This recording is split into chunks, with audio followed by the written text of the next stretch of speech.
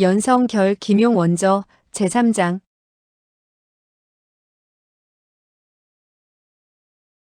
인정은 국화처럼.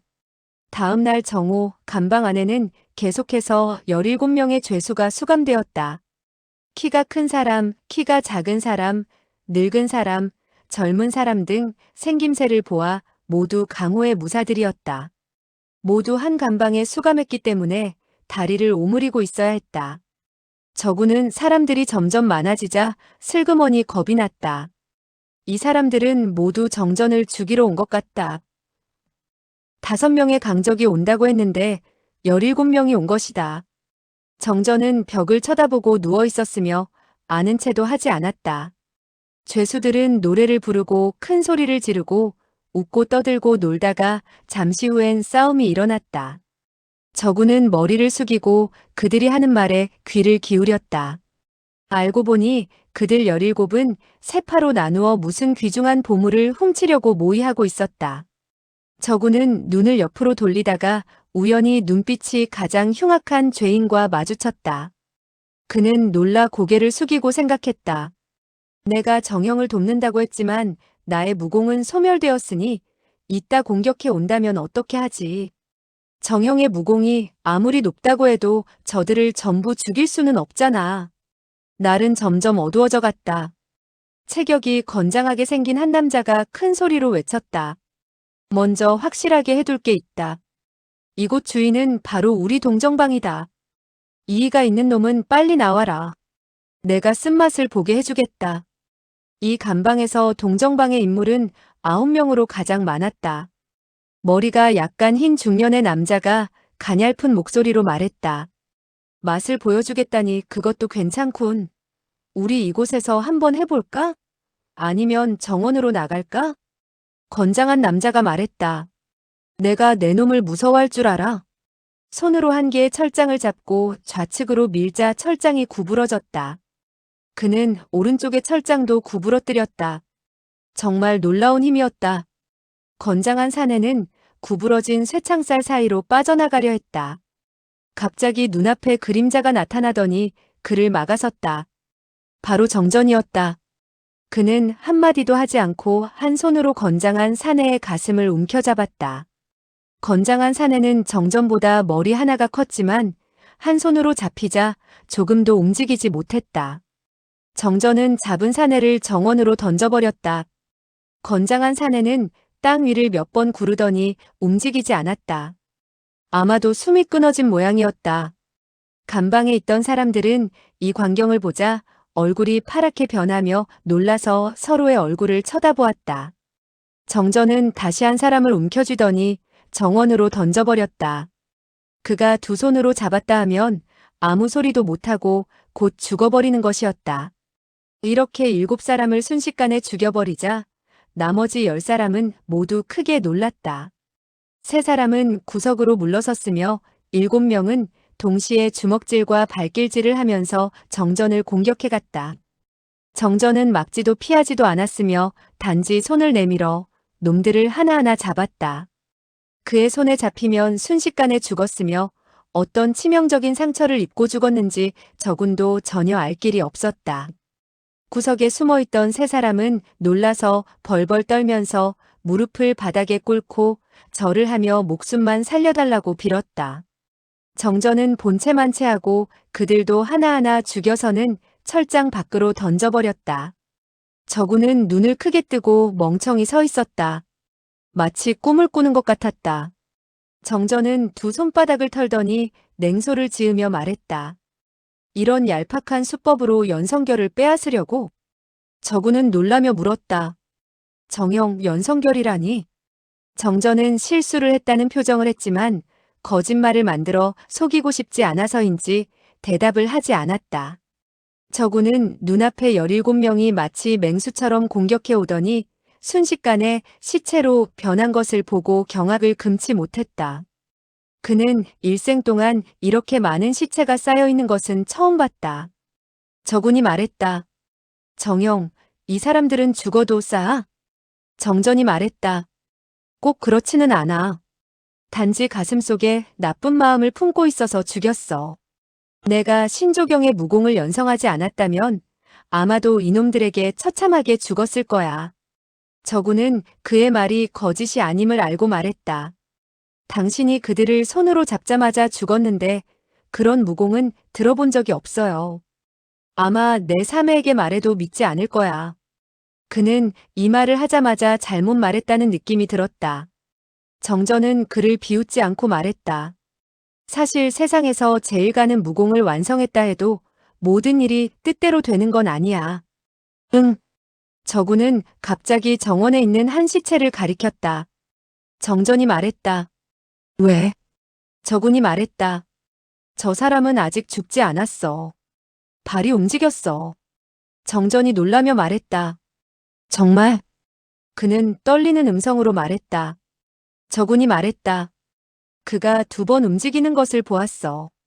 그리고 속으로 생각했다. 사람이 상처를 입고 죽지 않은 것은 별게 아닐 거야. 곧 못 일어날 거야. 정전은 눈썹을 찌푸렸다. 마치 중대한 사건에 부딪힌 것처럼 밖을 바라보았다.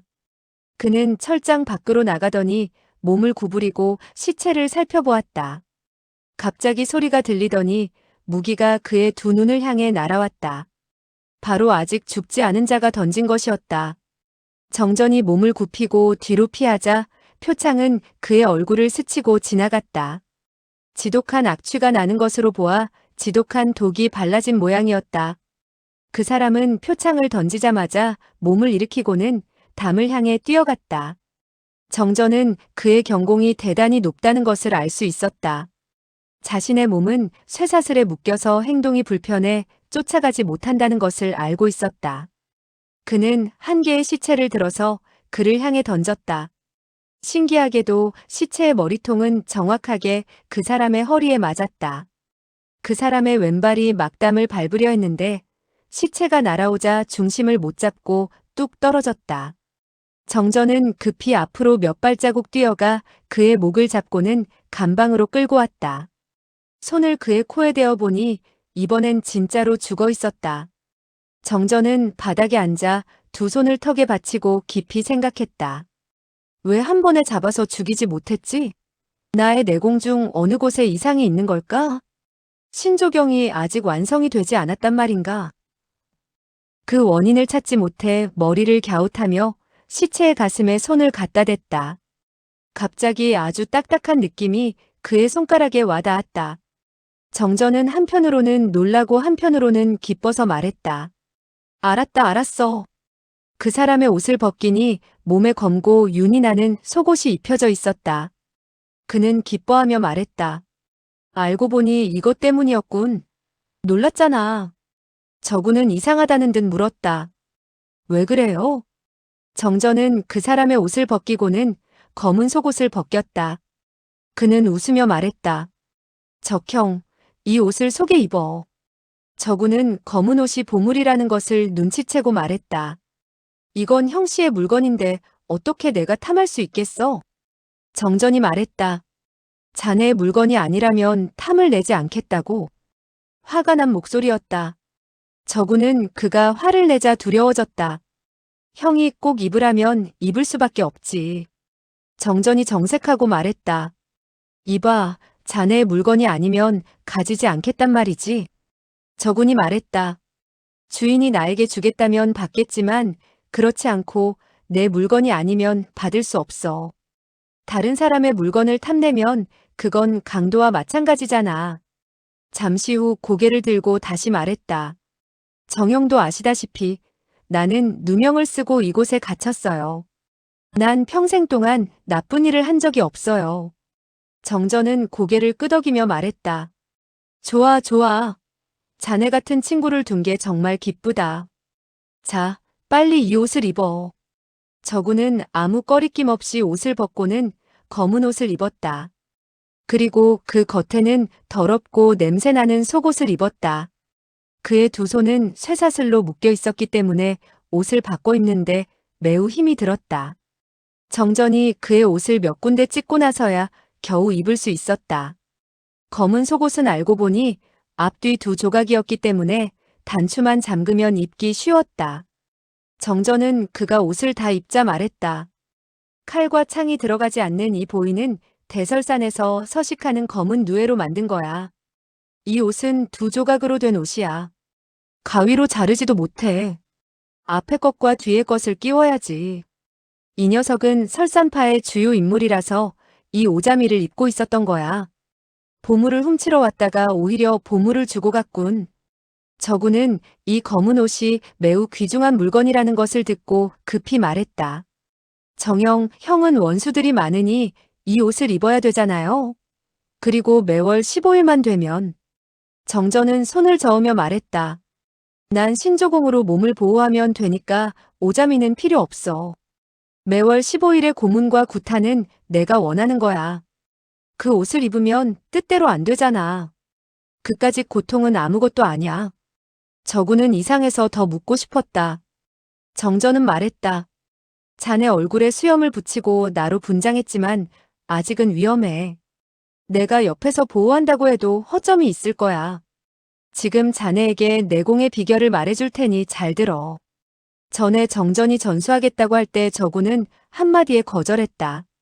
하지만 지금은 자신이 누명을 쓰고 이곳에 있다는 것을 알고부터는 가슴에 복수심이 불타고 있었다. 당장이라도 밖으로 나가 만규를 죽이고 싶었다. 그는 정전이 맨손으로 강호의 고수들을 하나하나 무찌르는 것을 보고 자신도 몇 가지 무공을 배워야겠다고 생각했다. 탈옥하여 복수를 할 수 있다고 생각하자 갑자기 피가 뜨거워지며 얼굴이 붉게 달아올랐다. 정전은 그가 틀림없이 고집을 부리며 내공을 배우지 않을 거라고 생각했다. 저군에게 설득을 하려고 하는데 갑자기 저군이 무릎을 꿇고 울면서 말했다. 정영, 나에게 무공을 가르쳐줘요. 나는 복수를 해야 돼요. 정전은 웃으면서 말했다. 복수쯤이야 쉽지. 저군이 부탁하자 정전은 신조공의 비결과 무공 동작을 알려주었다. 저군은 전수받자 쉬지 않고 계속해서 연습을 했다. 정전은 그가 아주 열심히 연마하는 것을 보고 웃으면서 말했다. 신조경을 다 배우면 천하의 적수가 없어. 그렇게 쉽게 연마할 수 있을 것 같아? 나는 내공 실력이 대단히 높은데도 12년이 걸렸어. 자넨 무공을 연마할 땐 열심히 해야 돼. 그건 아주 중요한 거야. 그리고 하나하나 순서대로 연마하되 마음을 가라앉히고 잡념이 조금도 있으면 안 돼. 내 말을 꼭 명심해야 돼. 저구는 이때부터 그를 큰형이라고 불렀다. 사실 마음속으로 사부님이라고 생각했으며 그의 말이라면 뭐든지 다 들었다. 하지만 복수심이 파도처럼 펄럭이는데 어떻게 마음을 가라앉힌단 말인가? 다음 날 옥졸은 크게 놀라며 떠들어댔다. 옥졸, 포졸들은 반나절 떠들어대더니 저녁이 되자 비로소 17구의 시체를 떼매고 나갔다. 정전과 저구는 그들이 서로 싸우다가 죽었다고 말했다. 옥졸도 더 이상 묻지를 않았다. 저구는 하루 종일 정전이 입으로 전수한 무공을 연마했다. 신조공을 연마하는 것은 그렇게 어렵지 않았지만 마음속의 잡념을 없애는 것은 매우 어려운 일이었다. 저구는 사매가 생각났으며 잠시 만규가 생각났으며 잠시 사부님이 생각났다. 밤이 되자 비로소 마음이 가라앉았다. 갑자기 앞가슴과 등에 강한 충격이 가해졌다. 그것은 마치 두 개의 쇠망치로 앞뒤를 치는 것 같았다. 저구는 눈앞이 캄캄해져 기절할 뻔했다. 통증이 가라앉아 눈을 떴다. 자신의 앞에 2명의 중이 서 있었다. 고개를 돌리자 3명의 중이 서 있었다. 모두 5명의 중이 그를 둘러싸고 있었다. 저구는 속으로 생각했다. 정영이 말한 5명이 드디어 나타났군. 허점이 보이지 않게 끝까지 버텨야 해. 하하. 저구는 웃으며 말했다. 5명의 스님이 무슨 용건이 있어서 찾아왔소? 왼쪽의 중이 말했다. 빨리 연성결을 내놔라. 응, 넌? 넌? 갑자기 그는 등에 일격을 받고 몸을 흔들거리더니 하마터면 쓰러질 뻔했다. 그리고 뒤이어 2번째 중도 일격을 받고는 붉은 피를 토해냈다. 저구는 하도 이상해서 더 이상 참지 못하고 고개를 돌려 정전을 쳐다보았다. 그는 몸을 재빨리 날려 또 일격을 가하고 있었다. 이번 일격은 아무 소리가 없었으며 빠른 속도로 세 번째 중의 가슴을 쳤다. 아! 그 중은 크게 소리치더니 뒤로 몇 발자국 물러나서 벽에 부딪혔다. 다른 두 명의 중은 저군의 눈빛을 따라 컴컴한 구석에 있는 정전을 쳐다보았다. 그들은 동시에 소리쳤다. 신조공은 그림자 없는 신권이다. 키가 큰 중은 한 손에 한 명의 부상당한 중을 끌고 아까 왔던 부서진 철장으로 몸을 날렸다. 그는 담을 넘어 도망갔다. 다른 한 명의 중은 피를 토한 중을 껴안고 재빨리 정전을 향해서 공격을 했다. 정전도 재빨리 주먹을 들고는 맹렬히 공격했다. 중은 정전의 일격을 받자 뒤로 한 발자국 물러났다. 정전은 다시 일격을 가했고 중은 다시 한 발자국 뒤로 물러섰다. 세 번째 공격을 받자 그는 철장 밖으로 물러났다. 그 중은 몇 발자국 앞으로 걷더니 뒤로 한 발자국 물러섰다. 몸이 흔들거리는 것이 마치 술에 취한 사람 같았다. 그는 피를 토한 중을 땅에 놓고는 혼자 도망치려 했다. 하지만 한 발자국 걸어 나갈 때마다 마치 발에 커다란 돌을 얹어놓은 것처럼 발걸음이 무거웠다. 간신히 6, 7보 나가서는 숨을 헐떡이더니 땅에 쓰러졌고 다시는 일어나지 않았다. 두 중은 땅에서 몇 번 꿈틀거리고는 모두 숨을 거두었다. 정전이 말했다. 아까워, 정말 아깝군. 적형이 날 쳐다보지 않았다면 중놈이 도망가지 못했을 거야. 저군은 3명의 중이 비참하게 죽은 것을 보고 생각했다. 3명의 중이 참 잘 도망갔어. 정형은 사람을 너무 많이 죽였어. 정전이 말했다. 자네는 나의 수법이 너무 악독하다고 생각하나? 저군이 말했다. 말이 목에 걸렸다. 그는 바닥에 힘없이 주저앉았다. 정전이 그에게 얼마 동안 안마를 해주자 가슴이 겨우 편안해졌다. 정전이 말했다. 자넨 나의 수법이 악독하다고 생각할 거야. 아까 2명의 중이 자네에게 일격을 가했을 때 만약 오자미를 입고 있지 않았더라면 벌써 죽었을 거야. 내가 실수를 했어. 그들이 들어오자마자 공격을 할 줄은 몰랐어. 그들이 먼저 비밀을 캐낼 줄 알았거든. 그들은 날 매우 증오하고 있으니까 먼저 중상을 입힌 다음에 비밀을 캐내려 했다는 것을 짐작했어야 했는데. 그는 저군의 얼굴에 있는 수염을 떼면서 말했다. 적형, 도망친 키 큰 중의 이름은 보상이야. 뚱뚱한 중은 선용이고 먼저 공격을 가해서 쓰러뜨린 놈은 승채인데 제일 무서운 놈이지. 5명 모두 서장의 혈도문의 고수들이야. 내가 뒤에서 공격하지 않았다면 놈들에게 패했을 거야. 선용과 승채는 나의 신조경에 격중당하고도 죽지 않고 도망쳤지만 며칠 살지 못할 거야. 무사히 도망친 보상이란 놈은 수법이 악독하니까 나중에 강호에서 마주치면 조심해야 해. 그는 잠시 있다가 말했다. 그놈의 사부는 아직 살아있으며 무공이 매우 높다고 들었어. 한번 겨뤄보고 싶군. 저군은 비록 호신 의를 입었지만 앞뒤에 강한 일격을 받았기 때문에 상처가 심했다. 정전의 지도하에 10여일 동안 무공을 연마하고 내공의 도움을 받아 겨우 완치되었다.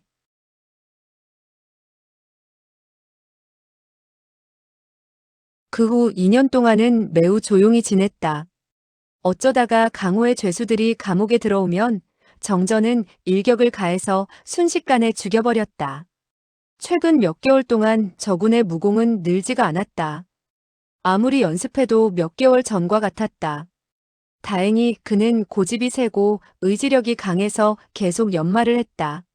이렇게 높은 내공을 배우기가 쉽지 않았으나 정전의 지도하에 극복해 나가고 있었다. 그날 아침 저군은 몸을 옆으로 하고 벽을 쳐다보며 누워 있었다. 아! 정전이 갑자기 소리쳤다. 그의 목소리는 매우 초조한 것 같았다. 잠시 후 그는 혼자 중얼거렸다. 오늘은 죽지 않을 거야. 내일 바꿔도 늦지 않아. 저군은 이상해서 몸을 돌렸다. 정전은 머리를 들고 멀리 있는 2층 집의 화분을 쳐다보고 있었다. 저구는 신조공을 연마하고부터 귀와 눈이 전보다 예민해져서 화분에는 세 송이의 노란 장미가 있는데 그중 한 송이가 시들고 있었다. 정전은 항상 멍하니 화분에 있는 꽃을 쳐다보곤 했었다. 그것도 몇 년 동안 하루도 쉬지 않고 그랬었다. 저구는 옥중 생활이 심심하고 따분하니까 밖의 경치를 보는 것을 이상하게 생각하지 않았다. 그 화분의 꽃은 매우 잘 자랐으며 만약 한 송이라도 시들면 곧 바꿔놓았다. 봄에는 개나리, 가을에는 해당화. 그 집에는 항상 화분이 놓여 있었다. 저구는 저 노란 장미가 그곳에 놓인 지 벌써 6, 7일이 지났다는 것을 알고 있었다. 평소에는 잘 바꾸었는데 이번에는 바꾸지 않고 있었다. 정전은 하루 종일 아침부터 저녁까지 마음이 안정되지 않는 것 같았다. 다음 날 아침까지도 노란 장미는 바뀌지 않았다. 대여섯 개의 꽃잎이 바람에 날려 떨어졌다. 저구는 은근히 걱정되었다. 정전의 얼굴색이 안 좋아 보이자 저군이 말했다. 정영, 그 사람이 꽃을 교환하는 것을 잊었나 봐. 오후에는 교환하겠지. 정전은 큰 소리로 말했다. 잊을 리가 없어. 그럴 리가 없어. 혹시 병이 난 게 아닐까? 병이 났어도 다른 사람을 시킬 수가 있을 텐데. 계속해서 방 안을 서성거리는 정전의 표정은 매우 초조해 보였다. 저구는 더 이상 묻지 않고 앉아서 무공을 연마했다. 저녁이 되자 날이 어두워지면서 비가 내리기 시작했다. 비가 내리자 새 송이 노란 장미의 꽃잎이 몇 개 또 떨어졌다. 정전은 몇 시간 동안 쉬지 않고 계속해서 화분의 꽃만 쳐다보았다. 잎사귀 한 개가 떨어질 때마다 그의 얼굴 근육은 마비되는 것 같았다. 그것은 마치 그의 얼굴에 있는 근육을 자르는 것처럼 보였다. 저구는 더 이상 참지 못하고 물었다. 정영, 왜 그렇게 안절부절 못하는 거지요? 정전은 고개를 돌리고 화를 내며 소리쳤다. 시끄러워. 자넨 상관하지 마. 그가 저군에게 무공을 전수한 이후로 이렇게 무서워 보이긴 처음이었다. 저군은 가슴 아파하며 무슨 말인가 하고 싶었지만 가만히 있었다. 정전의 얼굴은 점점 처량해졌고 매우 고통스러워하는 것 같았다. 그날 밤 내내 정전은 한 번도 앉지를 않았다. 저구는 그가 서서 왔다 갔다 하는 쇠사슬 소리에 한잠도 자지 못했다. 다음 날 아침 보슬비가 내렸다. 밖에 화분을 쳐다보니 새 송이의 노란 장미 꽃잎이 모두 떨어졌고 가지만 남아서 바람에 흔들리고 있었다. 정전이 소리쳤다. 죽었어. 죽었어. 너가 정말로 죽었구나. 두 손으로 철장을 잡고 계속해서 흔들었다. 저군이 말했다. 큰형, 그가 보고 싶으면 함께 가서 보면 되잖아. 정전이 말했다. 보러 가자고. 보러 갈 수 있을까? 내가 갈 수 있으면 벌써 갔을 거야. 뭐하러 이런 냄새 나는 간방에 앉아 있겠어? 저군은 이유를 몰라서 눈을 크게 뜨고 가만히 있었다. 그날 정전은 하루 종일 두 손으로 머리를 잡고는 쭈그려 앉아 있었다. 그는 발도 움직이지 않았으며 아무것도 먹지 않았다. 멀리서 일경을 알리는 종소리가 들려왔다. 시간은 자꾸만 흘러갔다. 얼마 있지 않아 이경을 알리는 종소리가 들려왔다. 정전은 천천히 일어나며 말했다. 적형, 함께 보러 가자. 말투가 매우 평온했다. 저군이 대답했다. 좋아요. 정전이 손을 내밀어 두 개의 철장을 잡고 천천히 양쪽으로 밀자 천천히 구부러졌다. 정전이 말했다. 쇠사슬을 잡어 소리를 내면 안 돼. 저군은 그가 시키는 대로 쇠사슬을 잡아 올렸다. 정전은 담 근처로 걸어가더니 힘을 내어 담 위로 기어 올라갔다. 그는 낮은 소리로 말했다.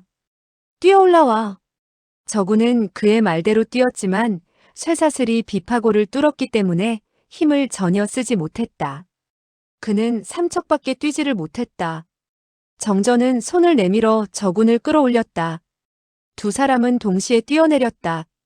겨우 담을 넘었지만 감옥 밖에는 아주 높은 담이 하나 더 있었다. 정전은 넘을 수 있었지만 저군은 아무래도 힘들어 보였다. 정전은 한 소리 기합을 지르더니 등을 벽에 부딪혔다. 순간적으로 큰 소리가 나며 벽돌은 산산조각이 나며 담에 구멍이 나 있었고 정전은 보이지 않았다. 알고 보니 정전은 신조공의 내력으로 담을 뚫고 지나간 것이다. 저구는 한편으로 놀라고 한편으로는 기뻐하며 급히 밖으로 빠져나왔다. 밖은 작은 골목이었다. 정전은 그에게 손짓을 하며 골목 끝을 향해서 걸었다. 골목을 나오자 널따란 거리가 보였다. 그들은 형주의 넓은 거리를 지나서 한 대장간 앞에 이르렀다. 정전이 손을 들어 대장간의 문을 힘껏 밀자 대문이 열렸다. 안에 있던 대장장이가 놀라서 소리쳤다. 도둑이야. 정전은 재빨리 손을 놀려 그의 목을 잡고 낮은 소리로 말했다. 불을 켜. 대장장이는 반항하지 못하고 불을 켰다. 눈앞에 두 사람은 아주 머리가 길었으며 얼굴엔 온통 수염투성이었고 생김새가 아주 무서웠는데 감히 어떻게 반항을 할 수 있을 것인가? 정전이 말했다. 우리의 쇠사슬을 풀어라. 대장장이는 두 사람이 감옥에서 탈옥한 중범이라는 것을 알 수 있었다. 그들의 쇠사슬을 풀어주면 틀림없이 관가에서 찾아와 잡아갈 것 같았다. 그래서 머뭇거리자 정전은 손으로 한 개의 굵은 쇠뭉치를 들어 몇 번 내리쳐서 두 쪽으로 만들고는 말했다. 너의 모가지가 이렇게 강해? 대장장이는 마치 귀신을 만난 듯 두려워했다. 그가 이 쇠뭉치를 자르려면 커다란 망치로 몇 번 내리쳐야 자를 수 있었다. 그런데 한 번에 두 조각으로 만들었으니 자기의 머리가 어찌 견딜까 하는 생각을 했다. 그는 황급히 말하고는 쇠망치와 쇠집게를 꺼내더니 정전의 쇠사슬을 풀어주고 곧 이어서 저군의 쇠사슬을 풀어주었다. 정전은 먼저 자기 비파골에 있던 쇠사슬을 뽑아냈다. 그가 저군의 비파골에 있던 쇠사슬을 꺼낼 때 저군은 너무나 아파서 하마터면 기절을 할 뻔했다. 저군의 두 손에는 붉은 피가 묻은 쇠사슬이 놓여 있었다. 그는 가만히 서서 쇠사슬에 묶여 지난 5년간 고통스럽게 감옥에서 지냈던 것을 생각하고 드디어 쇠사슬에서 해방되자 한편으로는 매우 기뻤으며 한편으로는 슬퍼져서 자신도 모르게 두 눈에 눈물이 흘렀다. 그는 정전을 따라 대장간을 나왔다.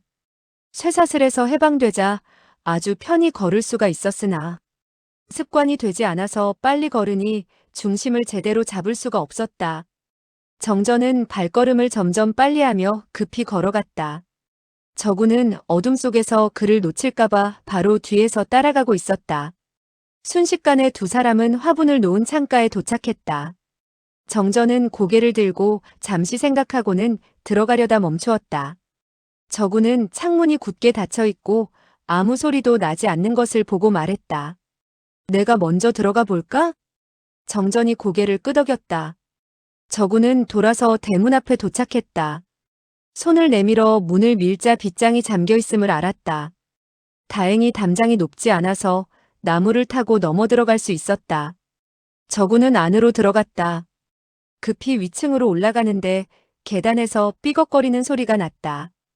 그는 지금까지 오직 시골에서 자랐고 5년 동안 감옥에서 살았기 때문에 계단을 올라가 본 경험이 없었다. 위층에 도착하여 귀를 기울였지만 아무 소리도 들리지 않았다. 왼쪽에 문이 한 개 보이자 저구는 천천히 문을 열고 안으로 들어갔다. 탁자 위에 한 개의 초가 있는 것을 보고 손을 내밀어 화석을 찾았다. 그는 화석으로 불을 켜 촛불을 밝게 했다. 촛불이 켜지자 갑자기 일종의 말할 수 없는 고독감과 처량함이 느껴졌다. 방 안은 아주 허전했다. 한 개의 의자, 한 개의 탁자, 한 개의 침대 이외에는 아무것도 없었다. 침대에는 여름에 쓰는 휘장이 쳐져 있었으며 침대 아래에는 여자의 청포 신발이 있었다. 여자의 신발이 있는 것으로 보아 이 방은 여자가 살고 있던 것 같았다. 그는 잠시 멍하니 서 있다가 옆에 두 번째 방으로 갔다. 그 방에는 한 개의 의자조차 없었다. 자세히 살펴보니 최근에 이사 간 것이 아니고 몇 년 전부터 없었던 모양이었다.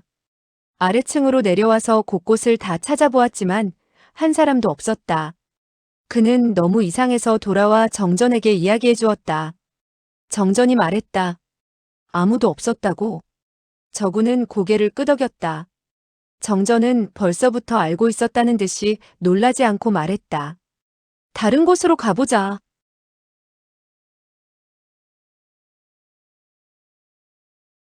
붉은 대문 앞에 오니 문에는 두 개의 커다란 동정이 걸려 있었다. 문 밖에는 두 개의 큰 등이 걸려 있었는데 하나엔 형주부 정당이라고 쓰여 있었고 다른 등엔 능부라고 쓰여 있었다. 저구는 놀라 생각했다. 여긴 형주부 능지부의 사택인데 정형이 이곳에 왜 왔지? 그를 죽이려고 하는 걸까?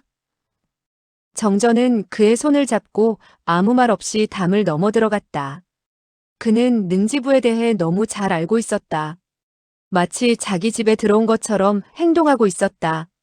두 개의 복도를 지나서 화원의 문 앞까지 왔다. 창문의 구멍으로부터 불빛이 새어나오자 정전은 떨리는 목소리로 말했다. 이봐, 자네가 들어가게. 저군이 손을 내밀어 문을 열자 촛불의 불빛에 눈이 부셨다. 탁자 위에는 두 개의 초가 타고 있었다. 알고 보니 여긴 영당이었다. 그는 영당, 관 또는 죽은 사람을 볼까봐 들어올 때부터 겁을 먹고 있었다. 예상은 했지만 진짜로 마주칠 줄은 몰랐다. 그는 떨면서 영패를 보니 사랑하는 딸 능상화의 영이라고 쓰여 있었다.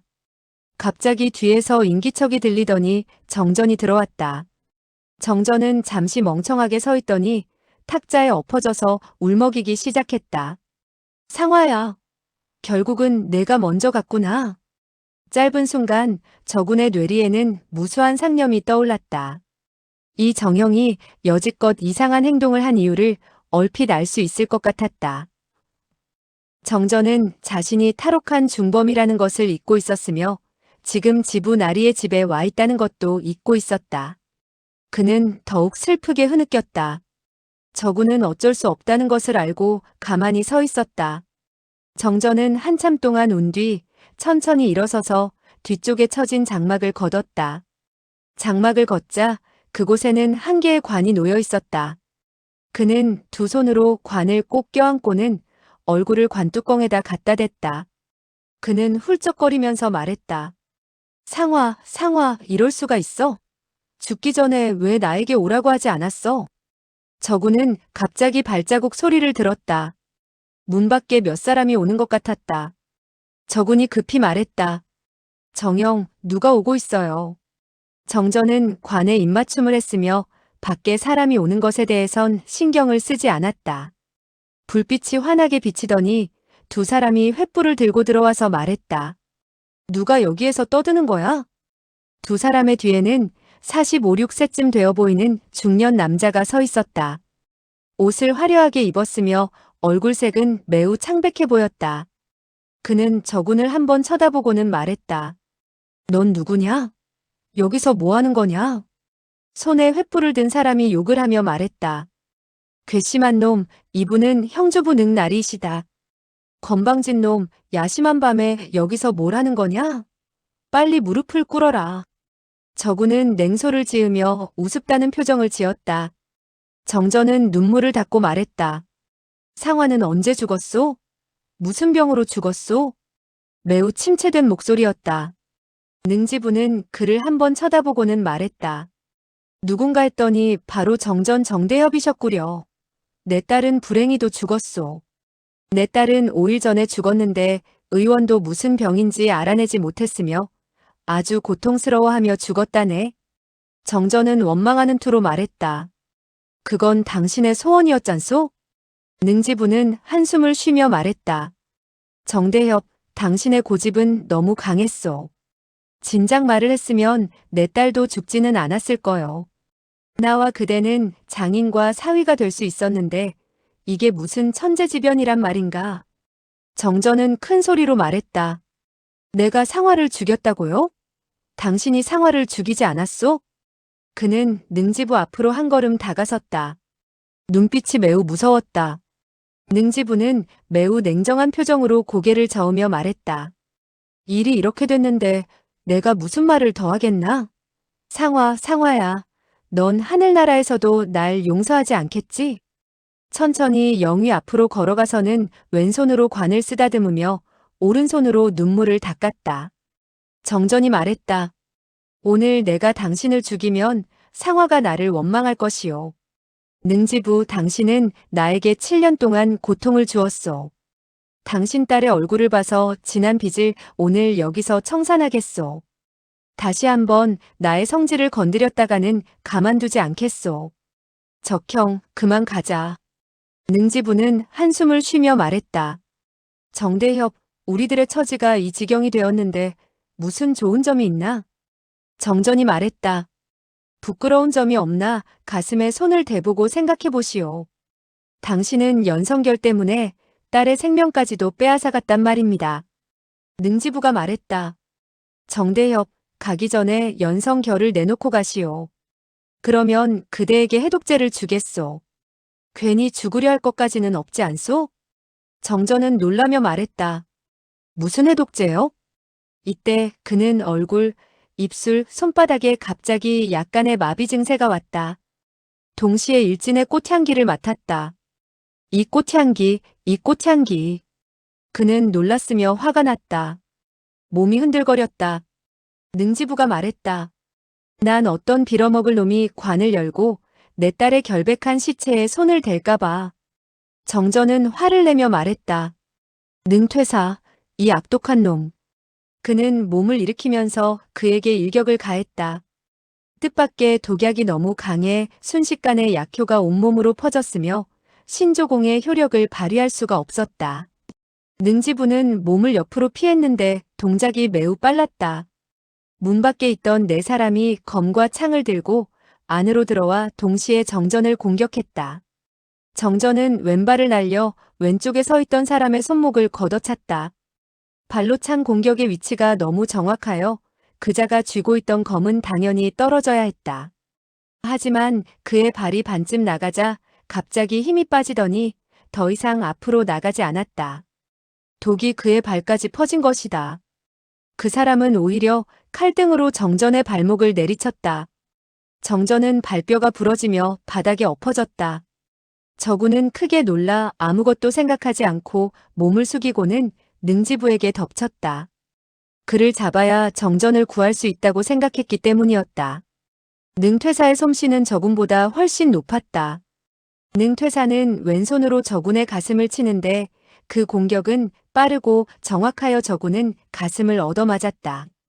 그러나 저군은 생명을 도외시한 듯 계속 그에게 덤벼들었다. 능퇴사는 일격을 저군의 가슴에 적중시켰는데 저군이 아무렇지도 않다는 듯이 공격을 해오자 저군의 무공이 대단히 높은 줄 알고는 움찔했다. 저군은 오자미를 입고 있어 능퇴사의 일격에 충격이 완화되었고 그 움찔거리는 틈을 타서 재빨리 가슴을 틀어 잡았다. 저군은 몸을 구부리고 정전을 등에 업으며 왼손으로 힘껏 능퇴사의 가슴에 있는 혈도를 잡았다. 네 사람은 화가 났으나 욕만 하고 더 이상 앞으로 덤벼들지 못했다. 정전이 소리쳤다. 횃불을 버리고 촛불을 꺼. 횃불을 든 사내는 명령을 안 들을 수 없어 횃불과 촛불을 끄니 영당은 갑자기 어두워졌다. 저구는 왼손으로 능퇴사의 앞가슴을 잡고 오른손으로는 정전을 둘러매고 빠른 걸음으로 뛰쳐나왔다. 정전이 길을 가르쳐 주어 순식간에 화원 근처로 왔다. 저구는 발로 문을 힘껏 차고 능퇴사의 단중열에 일격을 가하고는 정전을 부축하여 도망쳐 나왔다. 그는 2년 동안 신조공을 열심히 배운 덕에 비록 무공은 제대로 못하지만 내공은 보통이 아니었다. 그는 능퇴사를 죽을 힘을 다하여 쳤는데 마침 그의 가슴을 적중시켰다. 능퇴사는 일격을 맞고 신음소리와 함께 뒤로 벌렁 나가떨어졌다. 그의 부하들은 매우 놀라며 능퇴사를 구하려고 정신이 없었다. 아무도 정전과 저군이 도망가는 것을 잡으려고 하지 않았다. 정전은 손과 발이 마비되었으나 정신은 또렷했다. 그는 강릉성의 지리를 매우 잘 알고 있었으며 저군에게 길을 인도했다. 얼마 후 그들은 성에서 멀리 떨어진 한 채의 낡은 집에 도착했다. 정전이 말했다. 능지부는 틀림없이 성문을 걸어 잠그고 세밀히 수색할 거야. 난 깊이 중독이 돼서 성을 빠져나가지 못해. 이 낡은 집은 귀신이 나온다고 해서 사람들이 접근을 안 해. 잠시 이곳에 숨어 있자. 저구는 글을 천천히 한 그루에 매화나무 아래에다 내려놓고 말했다. 정영은 무슨 독에 중독되었지요? 어떻게 구해야 하나요? 정전은 한숨을 쉬고 말했다. 내가 중독된 독은 금파순하라고 하는 것으로. 이 독은 천하에 해독제가 없으므로 나를 구할 수는 없어. 저구는 크게 놀랐다. 전신이 얼음처럼 차가워졌다. 그는 떨리는 목소리로 말했다. 예, 지금 농담하고 있는 거죠? 그렇죠? 마음속으로 정전이 지금 농담을 하고 있는 것이 아니라는 것을 알았으나 저구는 너무 놀란 나머지 그렇게 말할 수밖에 없었다. 정전이 말했다. 능퇴사의 금파순환은 정말 무서운 독이야. 흐흐흐 옛날에 멀리서 냄새를 맡고도 기절한 적이 있지. 이번에는 피부에 묻었으니 얼마 살지 못할 거야. 저군이 말했다. 정영, 걱정하지 말아요. 여자 일은 나도 마찬가지예요. 어쩔 수 없어요. 먼저 해독할 방법을 생각해야죠. 물을 퍼다가 씻어야겠어요. 마음이 급해지자 제대로 말을 할 수가 없었다. 정전은 고개를 가로저으면서 말했다. 소용없어. 금파순화의 독은 물로 씻으면 피부가 금방 부패되어 더욱 비참하게 죽을 거야. 적형, 자네에게 할 말이 너무 많아. 자네가 흥분하면 중요한 말을 못하게 돼. 시간이 얼마 남지 않았으니 내 말이 끝날 때까지 조용히 앉아 있어. 내 말을 끊으면 안 돼. 저구는 그의 옆에 앉아 있었지만 여전히 마음이 안정되지는 않았다.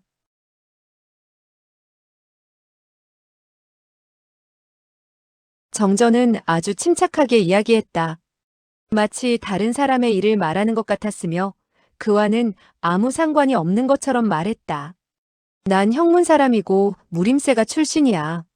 내 아버지의 명성도 강호에선 꽤 유명했어. 나의 무술 배우는 자질이 매우 높아 우리 파의 무공뿐 아니라 두 분의 사부님을 더 모셨어. 젊어서는 결투를 좋아해서 작은 명성까지 얻었지. 아버님이 돌아가시자 많은 재산을 물려받았지. 하지만 혼인은 하지 않고 무술만 연마하면서 강호의 많은 친구를 사귀었어. 15년 전의 일이지. 난 배를 타고 사천을 거쳐 삼엽에 도착했어. 그날 밤 나는 배에 있었는데 부두에서 싸우는 소리가 났어. 나는 무술을 좋아하고 호기심이 일어나 밖을 내다봤어. 그날 밤 달이 너무 밝아서 아주 자세히 볼 수 있었지. 세 사람이 한 명의 노인을 공격하는데 세 사람은 모두 강호에서 알아주는 사람들이었어. 난 그들을 알고 있었지. 한 사람은 오은수 만진산. 저구는 속으로 부르짖었다. 아, 내 삽. 또 한 사람은 육지신룡 언달평. 저구는 또 속으로 생각했다. 둘째 사백님인데 난 한 번도 본 적이 없는 분이셨어. 세 번째 사람은 검을 들고 있는데 솜씨가 대단했어. 바로 철소행강 척장발이었어. 저구는 일어서며 외쳤다. 내 사부님이. 난 만진산을 몇 번 본 적이 있기 때문에 그의 무공이 굉장히 높다는 것을 알고 있었지. 당시 나의 무공은 그들에 비하면 아무것도 아니어서 세 명이 힘을 합쳐 싸우면 틀림없이 승리할 수 있다고 생각했지. 노인은 등에 상처를 입고 있었으며 붉은 피가 계속 흐르고 있었어. 손에는 아무런 무기도 없었고 단지 맨손으로 세 사람과 결투를 하고 있었어. 그런데 그의 무공은 세 사람보다 훨씬 강했어. 세 사람은 감히 함부로 공격을 못하더군. 보면 볼수록 만진산 등은 노인을 죽이려고 공격을 하는 것 같았어. 나는 그들에게 들킬까봐 아무 소리도 못 내고 있었지. 강호에서 살인하는 장면을 보다가 들키면 마찬가지로 살해를 당하게 되지. 저구는 마음이 두근거렸다. 한참 동안 결투를 했는데 노인의 등에선 피가 끊임없이 흘러내렸어. 그는 참지 못하고 소리를 질렀어. 좋다, 너희들에게 주겠다. 몸속에서 뭘 꺼내는 것 같더군. 만진산 등 3명은 급히 노인의 곁으로 다가섰어. 마치 다른 사람에게 빼앗기지 않으려는 것처럼. 갑자기 그 노인은 두 손을 앞으로 내밀어 일격을 가하고는 세 사람이 물러서는 틈을 타서 물로 뛰어들었어. 세 사람이 잡으려 했지만 헛수고였지. 그는 잠시 쉬다가 말했다. 장강의 물이 삼엽에서부터 흐르기 시작하여 삼두평에 이르면 물살이 매우 급했어. 순식간에 노인은 어디로 갔는지 그림자도 보이지 않았어. 하지만 자네의 사부는 포기하지 않고 내 배에 뛰어올라와 대나무를 잡고는 강을 휘젓는 거였어. 노인을 죽였으면 당연히 기뻐해야 하는데 세 사람의 얼굴은 굉장히 무서웠어. 나는 겁이 나서 더 이상 보지 못하고 이불을 뒤집어 쓰고는 그들이 서로 싸우는 소리를 들었어. 마치 서로를 원망하는 것 같았어. 저구는 입술을 꽉 깨물었다. 나는 세 사람이 멀리 떠나간 뒤에야 비로소 일어났어. 그런데 뒤에서 무슨 소리가 나더니 사공이 비명을 질렀어. 머리를 돌려보니까 바로 그 노인이 흠뻑 젖은 몸으로 갑판에 누워 있었어. 노인은 강물에 뛰어든 뒤로 배 밑에 몸을 붙여 숨어 있다가 그들이 떠나가자 그때 나온 거야. 나는 급히 그를 배 안으로 업고 들어갔지. 그 노인은 숨을 헐떡거리면서 아무 말도 못했어. 정전은 저군의 긴장된 표정을 바라보고 다시 말했다. 만진산 일행은 끝까지 포기하지 않고 하류에 가서 시체를 찾으려고 했어. 난 의협심을 발휘하여 사람을 구해야겠다고 생각했지. 사공에게 삼엽으로 배를 돌리라고 명령했지만 야밤중에 어디 그게 쉬운 일이겠어? 결국은 돈으로 모든 것을 해결했지. 정전은 쓴웃음을 지었다. 마침 몸에 금창약은 가지고 있어서 노인을 치료해 주었어. 노인이 등에 맞은 칼자국은 매우 깊었으며 폐까지 뚫고 들어갔더군. 그건 고칠 수가 없었어. 나는 아무것도 묻지 않고 최선을 다해 그의 상처를 치료해줬지.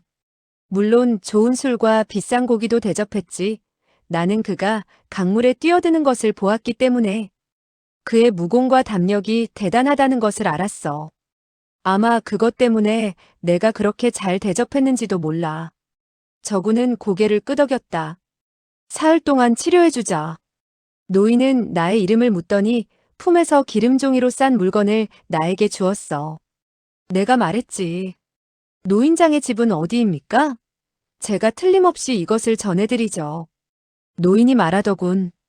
내가 누군지 아는가? 나는 말했지. 모릅니다.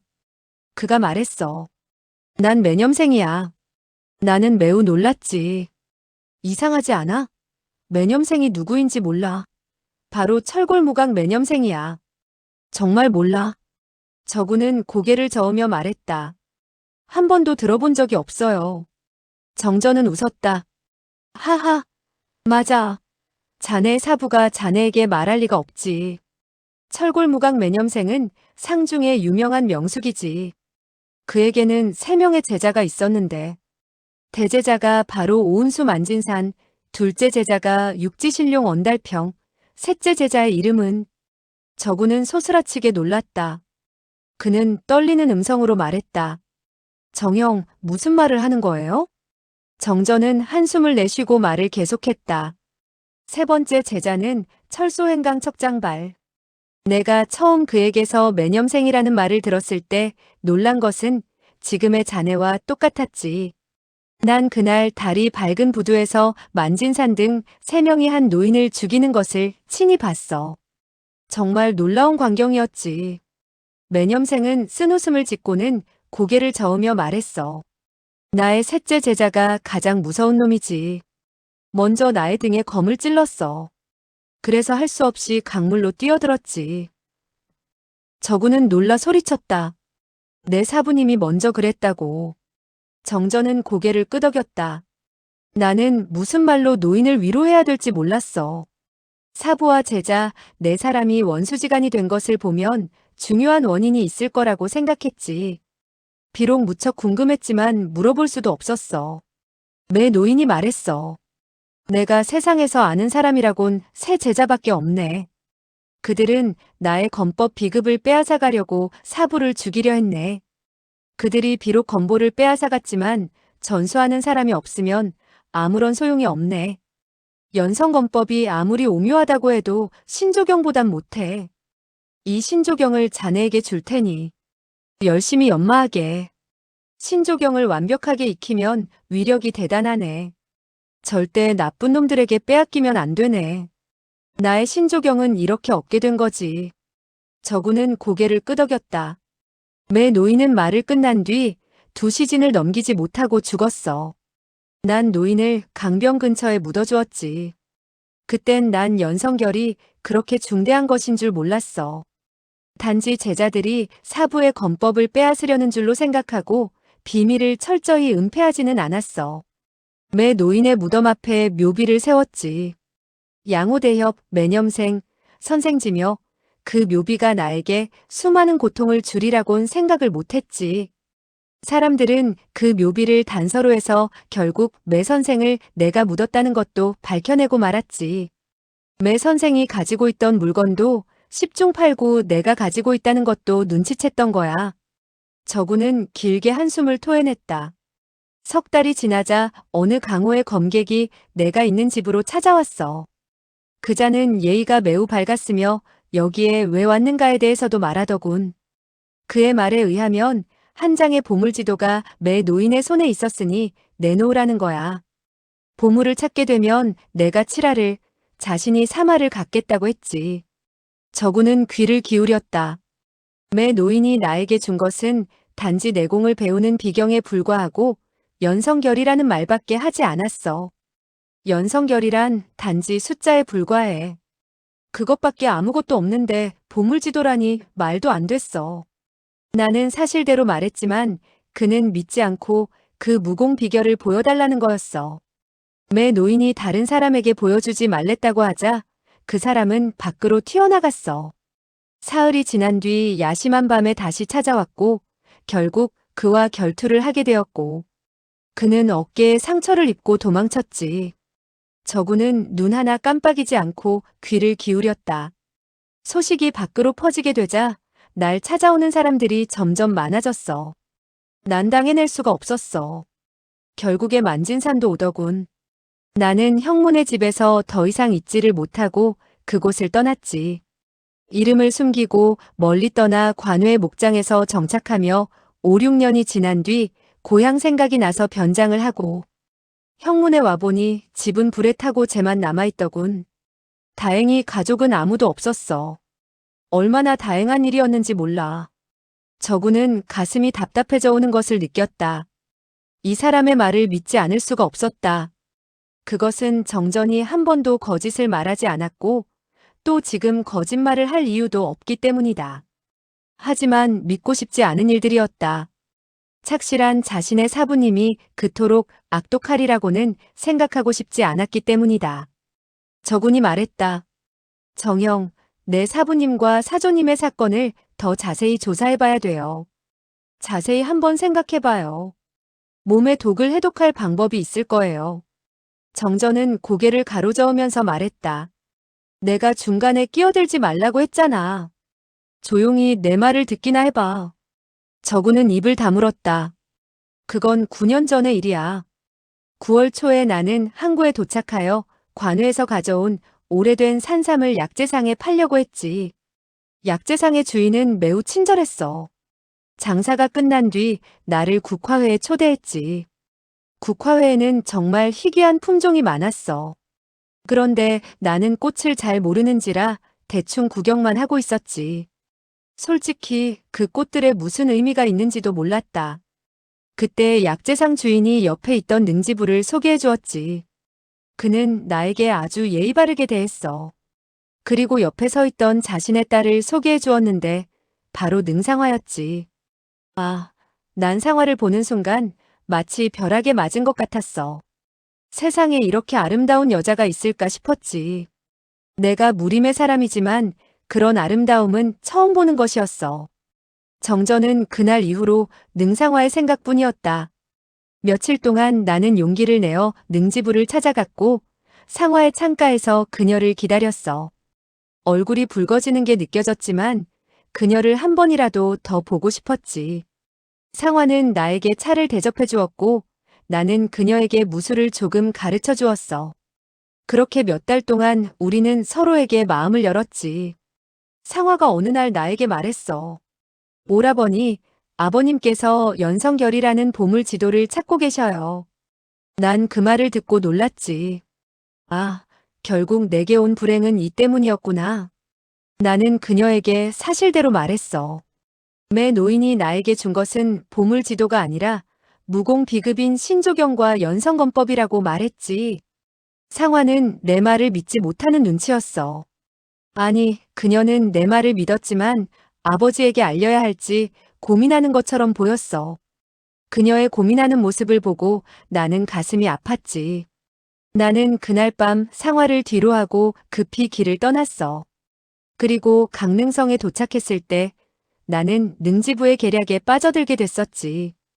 그는 자신의 딸을 미끼로 삼아 날 유인했던 거야. 나는 그에게 붙잡혔고 그는 날 감옥에 가두었어. 나의 비파골의 쇠사슬을 뚫고 발 뒤꿈치 힘줄을 잘라버렸지. 그때의 고통은 말로 표현할 수 없을 정도였다. 그는 내가 가진 연성결과 보물지도의 비밀을 알아내려고 온갖 고문을 다했어. 하지만 난 끝까지 입을 다물었지.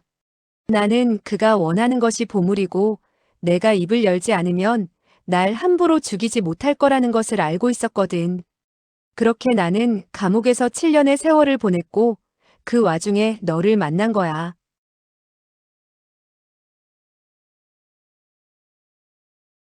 정전은 계속해서 말했다.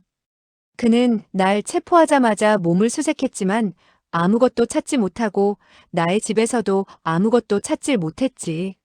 매월 15일 그는 날 감옥에서 데려다가 고문을 하고 구타를 하고 또한 달콤한 말로 날 꿰기도 하고 위협도 했지만 난 끝내 말하지 않았어. 그는 나의 입에서 아무것도 알아내지 못했지만 나는 그의 말 속에서 뭔가를 알아냈지. 매념생 노인이 나에게 말해준 연성결은 알고 보니 양원제의 보물을 찾는 아주 중요한 단서였어. 그는 부하를 죄수로 변장시켜서 나와 한 방에 가두었어. 그리고 뭔가를 알아내려고 했지만 한눈에 그가 첩자라는 것을 알아낼 수 있었지. 단지 그때는 신조경을 연마하지 못해서 힘껏 때리지 못했을 뿐이야. 그는 여기까지 말하더니 미소를 띄우고는 말했다. 자네도 운이 없어서 나에게 억울하게 맞았어. 자네가 자살을 시도하지 않았다면 벌써 나에게 맞아 죽었을 거야. 저군이 말했다. 억울하게 누명 쓴 것을 정용 덕분에 알았는데. 정전이 손을 흔들며 그의 말을 제지했다. 인연이겠지. 세상에선 연이라고도 하지. 그는 눈을 옆으로 돌렸다. 달빛 아래에 기왓장이 보였다. 그 위에서 한 송이의 작은 꽃이 바람에 흔들리고 있는데 매우 외로워 보였다. 정전은 처량한 어조로 말했다. 저 꽃을 따다 주게. 저구는 꽃을 따서 정전의 손에 쥐어주었다. 정전은 꽃을 들고 옛날을 회상했다. 나의 비파고를 쇠사슬로 뚫리고 감옥에 갇힌 뒤에야 모든 걸 알게 됐어. 그는 나의 목숨을 없애버리려 했던 거야. 그에게 신조경과 연성결을 하루라도 빨리 내주었다면 나의 목숨도 하루라도 빨리 없애버렸을 거야. 내가 끝까지 말을 하지 않으면 그는 보물 때문에 감히 날 죽이지는 못하지. 단지 고문과 구타만 해서 나에게 고통을 줄 뿐이지. 결국 이 작은 생명을 못 죽이게 된 것이지. 저군이 말했다. 그래서 내가 형을 거짓으로 죽인다고 할 때 옥졸들이 벌벌 떨었군요. 정전은 손을 부들부들 떨었다. 작은 꽃도 함께 하늘거렸다. 정전이 말했다. 나는 감옥에 한 달 동안 갇혀있는 동안 화가 머리끝까지 나서 미쳐버릴 것 같았어. 어느 날 밤에 한 여자가 감옥에 들어왔는데 바로 능소저의 하녀였어. 내가 무창성에서 상화를 만날 수 있었던 것은 하녀가 먼저 왔기 때문이야. 상화는 많은 뇌물을 주고 하녀를 들여보냈던 거야. 하녀는 나에게 한마디도 하지 않았으며 아무것도 전해주지 않았어. 단지 날 멍하니 쳐다보고 있었지. 옥졸은 손에 칼을 쥐고 있었으며 그녀의 등에 대고 있었어. 옥졸은 능지부에게 들킬까봐 얼굴만 보고 말을 하지 못하게 했던 거지. 정전은 한숨을 내쉬었다. 한여는 날 한 번 쳐다보더니 눈물을 흘렸어. 옥졸은 손짓으로 빨리 나가라고 말했어. 한여는 철장 밖에 정원의 한 송이에 작은 국화가 있는 것을 보자 국화를 따서 철장 안으로 던져주었어. 그리고는 손으로 멀리 있는 높은 집의 창문을 가리켰어. 창가에는 꽃송이가 놓여 있었어. 나는 매우 기뻤지. 상화가 날 위해 창가에 놓은 것이었어. 한여는 오래 있지 못하고 곧 정원에서 나갔어. 막 후원의 철문을 나가자 높은 곳에서 한 개의 화살이 날아왔어. 화살은 그녀의 등을 명중했고 그녀는 즉시 죽고 말았지. 능퇴사는 내 친구들이 구출해 갈까봐 지붕 위에도 부하를 매복시켜놨지. 두 번째 화살이 날아오자 옥졸도 죽어버렸어. 그때 난 굉장히 두려웠어. 그가 재물에 눈이 멀어 자신의 딸까지 죽일 것 같았어. 더 이상 그를 화나게 하지 않았으며 매번 신문을 할 땐 일부러 벙어리인 척했어. 정전은 슬픈 얼굴을 했다. 한여는 날 위해 죽었어. 그녀가 아니었으면 난 여지껏 참아오지도 않았을 거야. 창가의 화분이 상화가 날 위해서 놓은 것인 줄은 알았지만 상화의 얼굴은 보이지 않았어. 상화는 창가에 얼굴을 내밀고 날 쳐다보지 않았어. 난 이해할 수 없었어.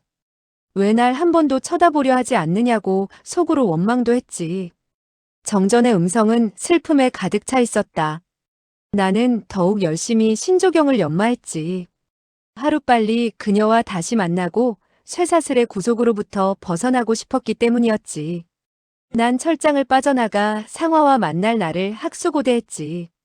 신조공은 너무 오묘해서 하루아침에 완성할 수 없었어. 더군다나 비파골이 쇠사슬로 묶이고 발 뒤꿈치에 힘줄이 잘린 상태니 다른 사람보다 더욱 힘이 들었지. 자네가 2년 전 자살하려고 할 때서야 신조공을 겨우 완성했어. 그때까지 그 화분의 생활을 바라보며 묵묵히 어려움을 이겨 나갔던 거야. 능퇴사는 수단과 방법을 가리지 않고 비밀을 캐내려 했지. 자네와 날 한 방에 가둔 것도 그의 계략이야. 그는 부하를 감옥에 보내면 탄로날 것을 알고 진짜로 억울한 누명을 쓴 자네를 내 곁에 둔 거야. 시간이 지나자 사실을 알 수가 있었어. 자네와 난 좋은 친구가 됐으니 진실을 모두 말해준 것이지. 그는 나의 입에서 얻어내지 못한 것을 순진한 자네의 입에서 얻으려고 수작을 부린 거지. 그래서 난 끝까지 자네에게 이런 이야기를 하지 않으려 했던 거야. 한여의 죽음, 그것은 나로 하여금 아무것도 믿지 못하도록 만들었지. 정전은 격양된 어조로 계속해서 말했다. 몇 년이 지났으니 능퇴사의 형주 지부 임기는 모두 끝났어. 다른 곳으로 발령이 나던가 아니면 승진을 해야 되는데 그는 뇌물을 써서 계속 그 자리에 머물러 있는 거야. 놈은 벼슬보다 보물에 더욱 관심이 많은 거지.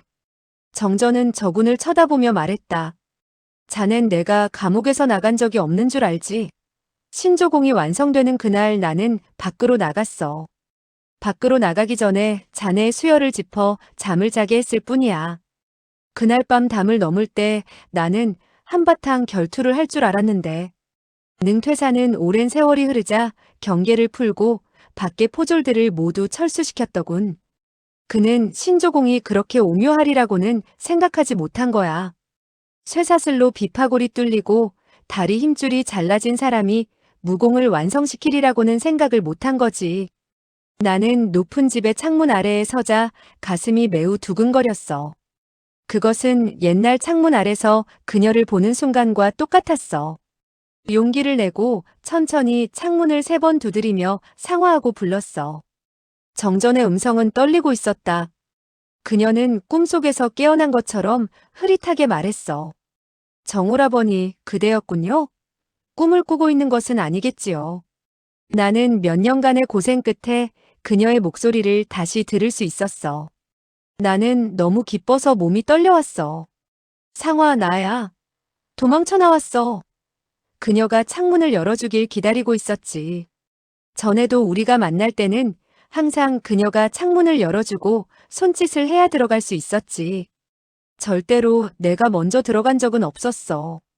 뜻밖에도 그녀는 창문을 열지 않고 얼굴을 창문에 대고 낮은 소리로 말했어. 아, 오라버니, 살아계셨군요. 아버지가 날 속이지 않았군요. 나는 매우 기뻐서 말했다. 난 아직까지 죽지 않았어. 문을 열어줘. 상화를 보고 싶어. 그녀는 급히 말했어. 안 돼요. 안 돼요. 안 돼요. 나는 급히 물었지. 왜 안 되지? 그녀가 말했어. 당신을 죽이지 않으면 영원히 만나지 않겠다고 아버지와 약속을 했어요. 아버지는 나에게 맹세를 하라고 했어요. 만약에 당신을 다시 만나면 어머니가 지옥으로 떨어져도 괜찮다는 맹세를 했어요. 그녀는 여기까지 말하고 울기 시작했어. 그녀는 13살 때 어머니와 사별했으므로 어머니를 제일 사랑하고 있었어. 나는 능퇴사의 악독한 수법을 무척 원망했어. 상화가 그런 맹세를 안 했다고 해도 나를 죽일 수는 없었을 거야. 그는 결국 딸에게 강제로 맹세를 하게끔 했어. 그 맹세가 나의 희망을 모두 허공으로 날려보냈어. 나는 포기하지 않고 말했지. 상화, 함께 도망가자. 너의 눈을 천으로 가리면 영원히 날 보지 않게 되지 않겠니? 그녀는 울면서 말했어. 그건 안 돼요. 당신이 영원히 절 보지 않기를 원해요. 정전은 주먹을 불끈 쥐고 말을 계속했다. 가슴속에 맺혔던 원한이 폭발하면서 나는 소리쳤지. 왜지? 나는 꼭 봐야겠어. 그녀는 내가 화내며 말하자 부드럽게 말했어. 오라버니가 아버님께 잡힌 줄 알고 제발 풀어달라고 부탁했었어요. 아버님은 제가 당신을 잊어버리도록 다른 사람에게 시집 보내려고 했지요. 아무리 거절을 해도 어쩔 수가 없었어요. 그래서 할 수 없이 제 얼굴에 상처를 냈어요. 아, 저구는 여기까지 듣고 놀라서 소리를 질렀다. 정전이 말했다. 나는 너무 감격했고 또한 그녀가 불쌍해서 일격에 창문을 박살내고는 말았지. 그녀는 놀라더니 눈을 감고 손으로 얼굴을 가리고 말았어. 세상에서 제일 이쁜 그녀의 얼굴엔 18개나 되는 칼자국이 나 있었어. 얼굴에는 한 줄기 한 줄기 붉은 흉터가 나 있었어. 그녀의 아름다운 눈, 아름다운 코, 아름다운 입술은 전부 찌그러졌고 요괴처럼 변해 있었어. 난 그녀를 가슴속에 꼭 껴안았지. 그녀는 자신의 얼굴을 무척 아꼈는데 나 같은 나쁜 놈만 아니었더라면 그녀의 얼굴도 상처를 입지 않았을 거야. 내가 말했어. 누이, 얼굴보다 마음이 더 중요한 거야. 나 때문에 얼굴을 망쳤잖아. 내 마음속엔 옛날보다 10배, 아니, 100배 더 아름다워 보이는걸. 그녀는 울면서 말했다. 이젠 더 이상 어떻게 할 수가 없어요. 전 아버님께 다시는 당신을 만나지 않겠다고 약속했어요. 오라버니, 그만 돌아가세요. 나도 피할 수 없는 현실이라는 것을 알고는 말했지. 누이, 난 감옥으로 돌아가서 매일 창문의 화분을 쳐다보겠어. 그러면서 일생을 보내겠어. 그녀가 나의 목을 잡으며 말했어. 가지 마세요. 정전의 얼굴에 두 줄기 눈물이 흘러내렸다. 우린 서로 껴안고 아무 말도 하지 않았어. 그녀는 날 쳐다보지 않았고 나도 그녀를 껴안고 아무 말도 하지 않았어. 그녀의 얼굴이 못생겨서 그런 게 아니야. 하지만 그녀의 얼굴은 너무 추악했어. 한참 지나자 먼 곳에서 새벽 닭이 우는 소리가 들렸어. 동이 트기 시작한 거지. 그녀가 말했어. 오라버니, 난 돌아가신 어머니에게 더 이상 피해를 입힐 수가 없어요. 다시는 절 보러 오지 마세요. 내가 말했어. 다시 만나지 말자고. 그녀는 울면서 말했어. 다시는 만나지 말아요. 우리가 죽은 뒤 한 곳에 묻혔으면 좋겠어요. 어느 마음 좋은 사람이 저의 소원을 들어주었으면 좋겠어요. 그러면 난 하늘나라에서도 그 사람이 잘 되기를 축복할 거예요. 정전은 울음 섞인 목소리로 말했다. 내가 말했어. 이제 모든 것을 말해주겠어. 내가 알고 있는 연성결은 양원재의 보물을 찾는 중요한 단서야. 내가 말해줄 테니 잘 기억해둬. 그녀가 말했어. 싫어요. 그런 것을 기억해서 뭐해요? 아버지는 그것 때문에 절 이렇게 만들어놨어요. 오라버니, 전 듣고 싶지 않아요. 내가 말했어. 그러면 누이가 믿을만하고 착실한 사람을 찾아서 우리들을 함께 묻어달라고 해. 그 사람에게 모든 비밀을 말해주겠어. 그녀가 말했다. 전 평생 동안 집 밖으로 나가지 않을 거예요. 이런 모습으로 어떻게 사람을 만날 수 있겠어요? 그녀는 골똘히 뭔가를 생각하더니 말했어. 좋아요, 저에게 말해주세요. 전 당신과 함께 묻히고 싶어요. 이런 모습을 남에게 보여도 두렵지 않아요. 난 그녀에게 검결을 말해주었어. 정전은 눈물을 닦으며 말했다. 동력이 점점 트자 그녀와 헤어져 감옥으로 돌아왔어. 얼마든지 탈옥할 수 있었지만 매일 그녀의 창가에 있는 생활을 보기 위해 그곳을 떠나지 않은 거지. 자객이 능퇴사를 암살하려고 했을 때 난 그를 구해줬어. 그건 능퇴사가 다른 사람에게 죽게 되면 상화는 홀몸이 되고 이 세상에는 그녀를 돌봐줄 사람이 없어서 그는 여기까지 이야기하고 흐느꼈다.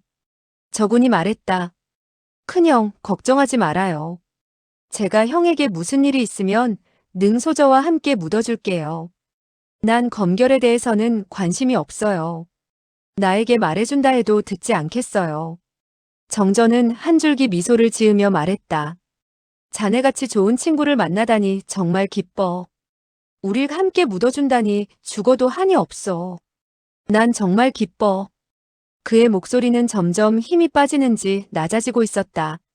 보물을 찾거든 자네뿐만 아니라 천하의 모든 불쌍한 사람들을 위해서 써줘. 자네와 나 같은 불행한 사람은 천하에 얼마든지 있어. 연성결은 자네가 듣지 않으면 실전이 되니 아깝잖아. 저구는 고개를 끄덕였다. 잘 들어. 그건 모두 숫자이니 혼동하면 안 돼. 저구는 정신을 가다듬고 열심히 들었다. 첫 번째 숫자는 4, 두 번째 숫자는 51, 세 번째 숫자는 33, 네 번째 숫자는 53. 저군이 어리둥절해하고 있는데 갑자기 밖에서 말발굽 소리가 들려왔다. 안을 샅샅이 뒤져보시오.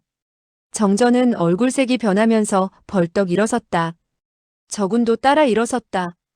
폐원의 뒷문으로 3명의 사내가 들어섰다.